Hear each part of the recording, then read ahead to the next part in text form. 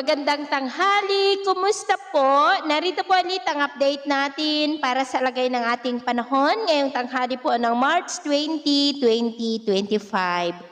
Sa ngayon po ay nananatili na walang anumang banta ng sama ng panahon sa loob at labas ng ating area of responsibility, pero may mga weather system na nakakaapekto po ngayon dito sa ating bansa. Hanging amihan ang umiiral dito sa may Luzon, easterlies sa may Mindanao at ang lugar ng hangganan ng malamig na hanging amihan at mainit na easterlies na tinatawag natin na shear line ay nagpapaulan po ngayon sa may Visayas. At sa ating long range forecast, consistent pa rin po na walang bagyo na namamataan na tatawid po sa ating kalupaan for the next 2 weeks. At sa lagay ng ating panahon, ngayong tanghali ay maayos ang panahon sa malaking bahagi ng ating bansa, pero may tsansa ng cloudy skies with isolated rain sa may Cordillera, Cagayan Valley, ilang bahagi ng Calabarzon, Camarines Provinces, Sorsogon, Oriental Mindoro, Palawan, ilang bahagi ng Panay Island, Negros, ilang bahagi ng Cebu, Leyte, Samar Provinces,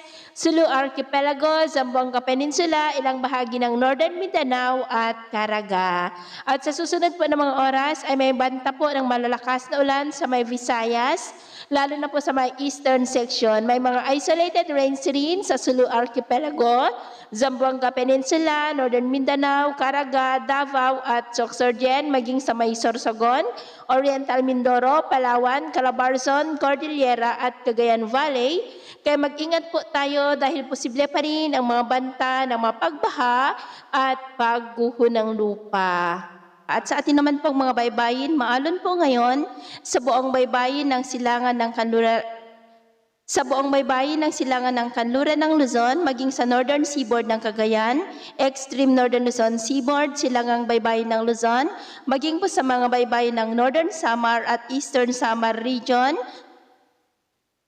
at eastern Samar Seaboard, maging po sa mga baybayin ng Siargao na ang mga alon dyan ay posible po na aabot hanggang sa 2.2 to 4 meters height. Kaya hanggat maaari ay iwasan na muna natin ang papalaot dyan sa mga may kulay pula para mas makaiwas sa mga sakunang pangkaragatan. So ito lang latest update natin sa araw na ito. Ako po muli si James na nagsasabing sa kahit anong pagsubok po na darating sa ating buhay, huwag na huwag po tayong mawawalan ng pag-asa. Thank you and God bless!